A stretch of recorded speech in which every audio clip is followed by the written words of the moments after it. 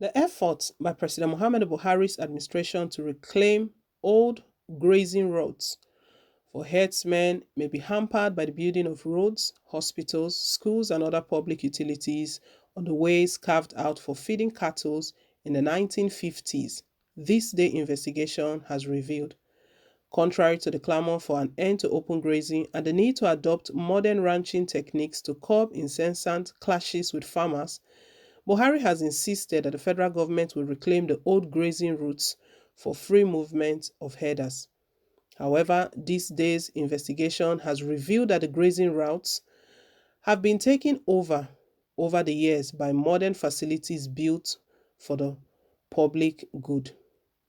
In Kano State, the state government has acknowledged that the grazing routes have been taken over by public infrastructure, including schools. Following this development, the state governor, Dr. Abdullahi Ganduje, has set up a rural grazing area that is popularly known as Ruga as part of his government's efforts to secure alternative grazing areas and accommodation for herdsmen. Ganduje's chief press secretary, Mr. Abba Anwar, told This Day at the weekend that the Ruga in Kano has become the first cattle headers settlement in the country where the nomads are to be accommodated for expensive grazing of their flock. He stated that the first phase of 25 housing units out of the projected 200 situated on 4,413 acres of land at Danso Shia Forest in Kiru, council area of the state, has been delivered by the state government. Anwar added that the work is in progress on phase 2 and phase 3 of the project. This day gathered that as Falgore Forest in Tundu, Wada local government area, the remnants of the cattle routes have been lost due to the infiltration of bandits and their attendant negative activities. Ganduje, however, has urged herders to stop open grazing and return to the state, saying there is now modern grazing of animal going on at Danso Shia Forest. He said the investment made by his administration in grazing area would curb the recurring clashes between herders and farmers. The governor added that the fowler seeds, which will be cultivated at Dunduru in Ajingi local government area, will be planted at Doson Shia Forest to provide feed for cattle and other small ruminants. Although Niger State has 11 grazing routes covering about 1,865 kilometers, 1,368 kilometers of these routes are primary routes, while the remaining 496 kilometers are secondary routes.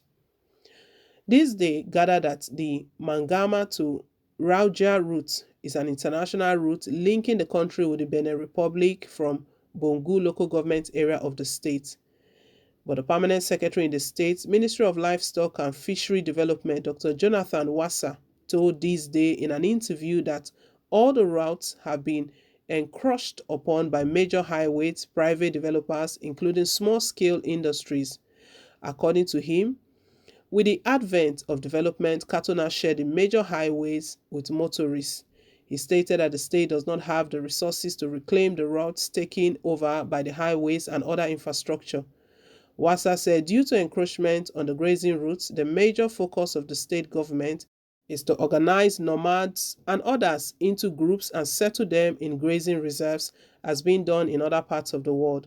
He stated that there are Bobby grazing reserves which span over 36,000 acres located in Mariga and Maguma local government areas. In addition, the state government has also designated 7 other reserves. These include Audi Kanchi in Luvan local government area, Sheyi in Shiroro local government area, Kanri, Gabas in Rafi local government area, Gabi in Lapia, Undu Dukun, and Botun Woro in Agie local government area, and Iri in Rauja local government area. We are advocates of ranching, but this has to be done gradually. It cannot be done abruptly, Wassa added. In Adamawa State, the permanent secretary of the State Ministry of Livestock Production, Alhaji Abdulrahman Tuku, told This Day that the state government has set up a committee to address the frequent clashes between farmers and herders. He said the committee had submitted its report to the state government, in which it recommended, amongst others, that the state government should reclaim the grazing reserves for the settlement of herdsmen and stop their movement. Toko said the old grazing routes had been taken over by schools, primary health care centers, road, petrol stations, and other facilities which will not allow for movement of cattle. He said that the ministry had earlier before the wet season set up a committee for each of the 30 grazing reserves gazetted and identified in the map of the state to sensitize stakeholders on a plan to reclaim the grazing reserves to settle the herders. He explained the committees are working with already lists of encroachers on the grazing reserves, and discussions are on top gear to reclaim these grazing reserves. Those farmers that are farming on the grazing reserves will allow them to continue farming temporarily, but when they do their harvest, they would have to allow the herders' cattle to feed on the residues of their crops until we make the condition better for herders and stop them from movement. In Nasarawa State, this day gathered that the state government has donated all the 7 grazing reserves located at Awe, Kena, Doma, Asakio, Konva, Gitata, and Kurudu to the federal government for the National Livestock Transformation Program NLPT as part of the efforts to stop the free movement of cattle. The Commissioner for Agriculture and Water Resources, Professor Alana Otaki, told this day that the state government has succeeded in claiming all gazetted cattle grazing reserves in the state without hitches. The Sokoto state government has also reclaimed the grazing reserves to settle herdsmen. In a telephone interview with This Day, the Commissioner for Keras and Security Matters, Colonel Gabamoyi, retired, said the reserves were inside the forest. For us in Sokoto, the policy is not new to us. I could recall when I was a local government chairman some years ago, I introduced the policy which was also adopted by other local governments in the state, he said. Moyi added, most of these grazing reserves are in the bush and we directed the Fulani to graze on any crop planted on them.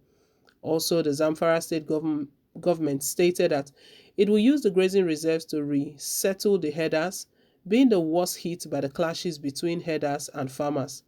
The special advisor on media and public enlightenment to the governor, Mr. Zalani Bapa, said even some former governors who trespassed on the grazing reserves returned the land. According to him, the state government has also started building ruga for the Fulani in order to prevent clashes between herders and farmers. This is one of the reasons President Muhammad Buhari does not want to allow the ban on Fulani herdsmen. Well, guys, let's hear your take down below in the comment section. Thank you once again for staying tuned. Please don't forget to like, share, and to subscribe. Till I come your way again with more updates. Bye.